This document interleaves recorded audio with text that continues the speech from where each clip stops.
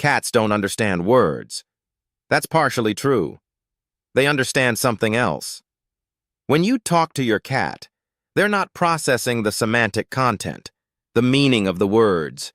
They're processing the prosody, the tone, pitch, rhythm, and emotional quality of your voice. To a cat, dinner time and good kitty sound identical if you say them in the same tone. But dinner time said in a high-pitched, excited voice versus a low monotone will get completely different responses. Most people talk to their cats the way they talk to other humans. Long sentences, complex ideas, explanations, and the cat ignores them. Not because the cat doesn't care, because the cat's auditory system isn't built to decode human language. It's built to decode vocal patterns. Once you understand what cats are actually listening for, communication becomes simple. You stop trying to explain things and start signaling clearly, and your cat starts responding. Let's start with why cats vocalize to humans at all. Wild cats are mostly silent. They use body language, scent, and visual signals to communicate with each other. Vocalizations are rare, hissing during conflict, yowling during mating, occasional chirping between mothers and kittens. But sustained vocal communication between adult cats, almost non-existent. Domestic cats are different.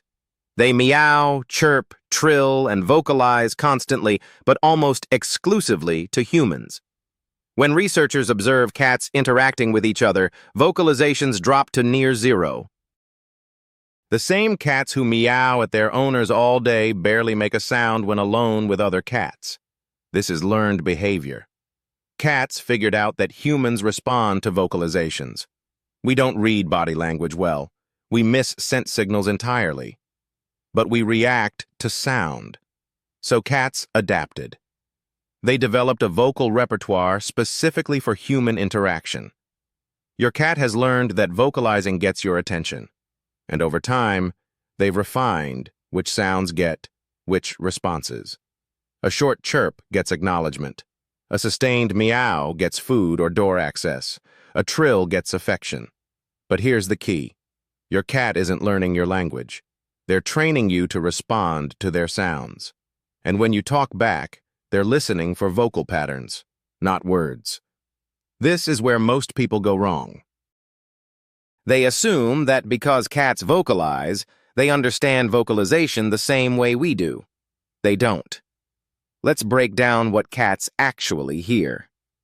Prosody versus semantics. When you say, "Want some food?" to your cat, you think you're asking a question. Your cat hears rising pitch at the end, high frequency, moderate volume, positive emotional tone. When you say "bad cat," you think you're scolding. Your cat hears low pitch, sharp tone, higher volume, negative emotional tone. The words themselves? Irrelevant. You could say "bad cat" in a cheerful, high-pitched voice, and your cat would interpret it as positive. You could say "good kitty" in a harsh, low tone, and your cat would register it as negative. This is because cats process prosody, not semantics. Prosody is the musical quality of speech, pitch, rhythm, stress, intonation. It conveys emotion and intent. Semantics is the meaning of the words themselves. Humans process both. Cats process only prosody. Here's a practical test you can run. Say, "You're such a terrible cat," in a sweet, loving, high-pitched voice while petting your cat. They'll purr and lean into you. Now say, "You're the best cat ever," in a harsh, angry, low-pitched voice. They'll flatten their ears and pull away. Same semantic content. One positive, one negative. Opposite prosody.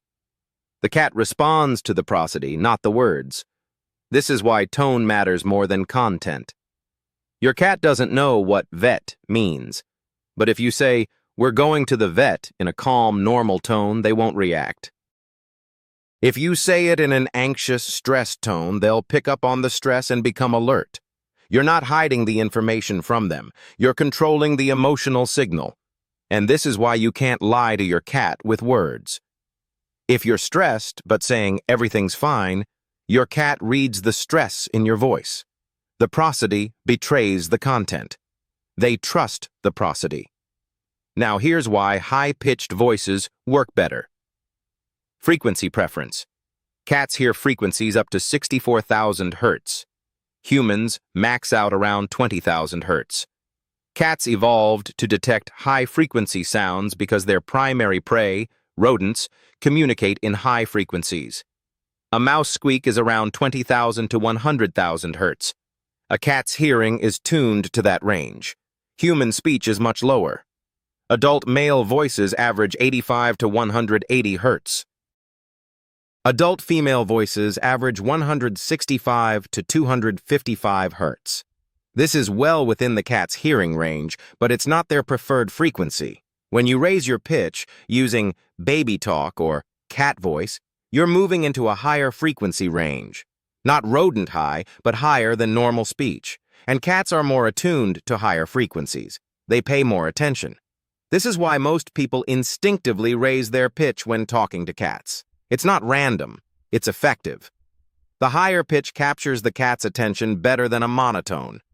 But there's more to it than just frequency. The baby talk effect.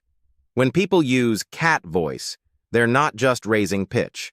They're also exaggerating prosody, wider pitch variation, slower tempo, longer vowels, simplified sentence structure. This is called infant-directed speech when used with babies. The same pattern works with cats, and the research backs this up.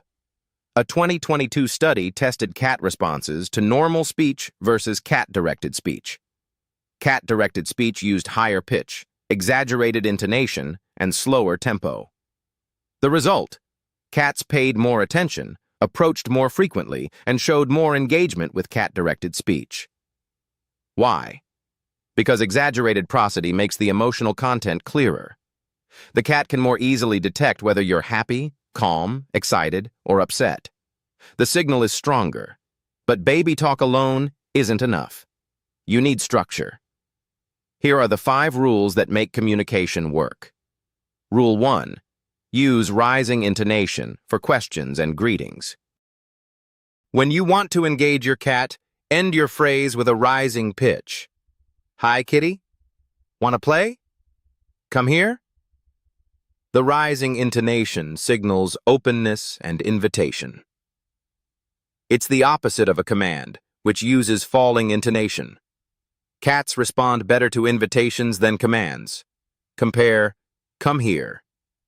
Falling tone, command versus come here. Rising tone, invitation. The second gets better response rates because it's less threatening. Rule 2, keep phrases short. Cats don't process long sentences. Their attention span for human vocalization is about 2 to 4 words. Beyond that, they tune out. Instead of, do you want me to open the door so you can go outside, say, outside, or want out? The shorter phrase keeps their attention. The key word, outside or out, is clear. The question intonation invites response. Most people overtalk. They explain. They narrate. They justify. The cat stops listening after the first few words. Keep it short. Rule 3, pair words with consistent actions. Cats can learn to associate specific sounds with specific outcomes. Not because they understand the word, but because they recognize the sound pattern and anticipate what follows. If you always say dinner time before feeding, and you say it in the same tone and rhythm every time, your cat will learn that sound pattern predicts food. They're not understanding the words, they're recognizing the auditory cue. This is classical conditioning. The sound pattern becomes a predictor. After enough repetitions, the cat hears the sound and anticipates the outcome. Cats often begin to react even before an action actually happens. For example, some may walk toward their food bowl as soon as they hear a familiar phrase like dinner time. They're not focusing on the literal meaning of the words, but on the sound pattern they have come to associate with a specific outcome. That's why consistency can be helpful. When the same phrase is used regularly, it becomes easier for the cat to recognize and respond to it. If different phrases are used for the same situation, the association may take a bit longer to form. Choosing a simple word or short phrase for everyday routines and using it in a similar tone can make communication clearer over time. As a result, you can gradually build a small shared vocabulary that your cat learns to recognize in different situations. Treat, play, outside, bedtime. Each becomes a distinct sound pattern your cat recognizes. Over time, you develop a shared set of auditory cues that work reliably. But this only works if you're consistent with both the sound and the action. Change the sound and you break the association. Use the sound without the action and you erode trust. The cat learns the cue is unreliable. Rule 4. Use pauses. Cats need processing time. When you speak continuously, they can't parse where one phrase ends and another begins. Everything blurs into a stream of sound. Pauses create structure. They signal, this is one complete thought. Now here's the next one. Here's the example, want treats? Pause. Come here. Pause. Good kitty. The pauses let the cat process each phrase separately. They can react to the first phrase before you move to the second. This improves response rates. Most people rush. They say everything at once and then wonder why the cat doesn't respond. The cat is still processing the first part while you've moved on to the third. Slow down. Pause. Give them time. Rule 5. Match your energy to the cat's state. If your cat is calm and resting, use a calm, soft voice. High-pitched, excited baby talk will be jarring. It might startle them or annoy them. If your cat is playful and energetic, match that energy. Use a brighter, more animated voice. Monotone won't engage them. If your cat is stressed or anxious, lower your pitch and slow your tempo. High-pitched, rapid speech will increase their stress. A low, steady voice is calming. Read the cat's state first. Then adjust your voice to match. This is energy regulation. You're using your voice to either reinforce their current state or gently shift it. Now what doesn't work? Long sentences. Cats tune out after 2 to 4 words. Everything beyond that is wasted. Monotone. No pitch variation means no emotional signal. The cat has nothing to respond to. Shouting. Loud volume without context signals threat. The cat will interpret it as aggression or alarm, not communication. Inconsistent cues. Using different words or tones for the same action confuses the association. The cat can't learn the pattern. Talking at the cat without pausing. No processing time means no response. You're not giving them a chance to react. Over-explaining. The cat doesn't understand your justification for why they can't go outside right now. They just hear a long stream of sound. Keep it simple. So here's the practical takeaway. When you talk to your cat, forget about the words. Focus on how you're saying them. High pitch captures attention. Rising intonation invites engagement. Short phrases keep focus. Consistent pairing builds associations. Pauses create structure. Energy matching regulates mood. Your cat isn't ignoring you because they don't care. They're ignoring you because you're sending unclear signals. The content is wrong. The prosody is what matters. Once you shift to prosody-based communication, you'll notice the difference. Your cat will respond faster. They'll engage more. Not because they suddenly learned English, because you started speaking in a way their auditory system can actually process. And here's what's remarkable. This doesn't require training the cat. You're the one adapting. You're learning to communicate in their language instead of expecting them to learn yours. That shift from trying to teach the cat to respond to words to using sound patterns they already understand is what makes everything easier. Most people spend years talking at their cats in full sentences, wondering why the cat doesn't listen. The cat has been listening the whole time. They've just been listening to the wrong channel.